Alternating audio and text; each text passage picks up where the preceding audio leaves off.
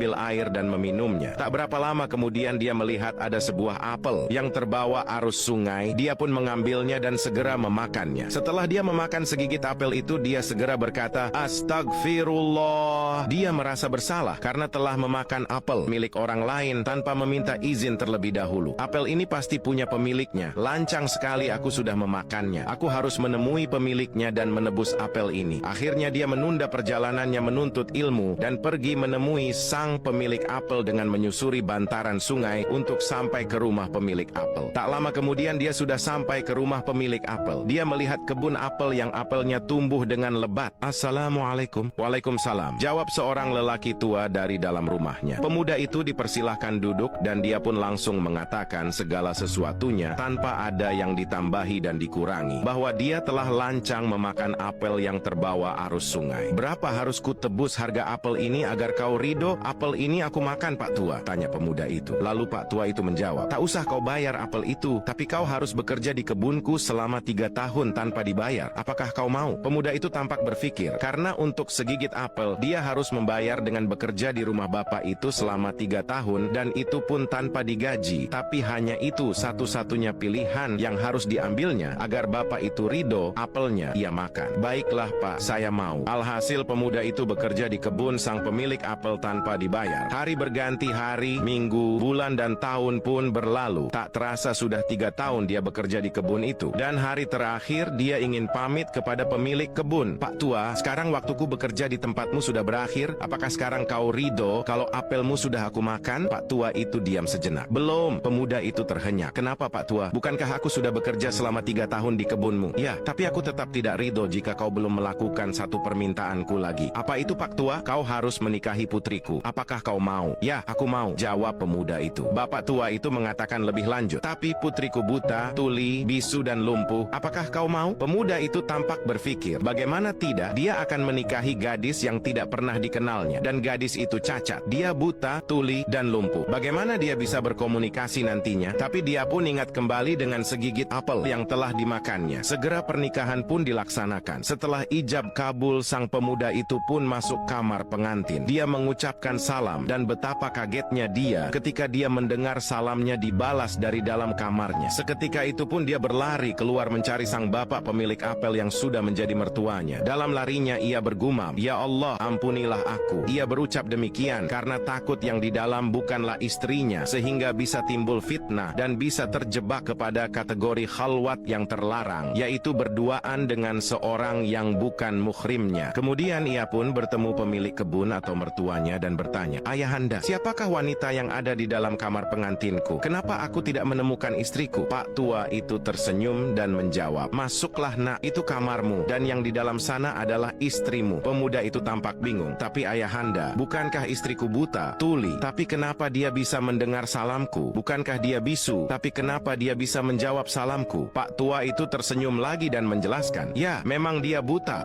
dari segala hal yang dilarang Allah. Dia tuli dari hal-hal yang tidak pantas didengarnya dan dilarang Allah. Dia memang bisu dari hal yang sifatnya sia-sia dan dilarang Allah. Dan dia lumpuh karena tidak bisa berjalan ke tempat-tempat yang maksiat." Pemuda itu hanya terdiam dan mengucap lirih, "Subhanallah." Dan mereka pun hidup berbahagia dengan cinta dari Allah.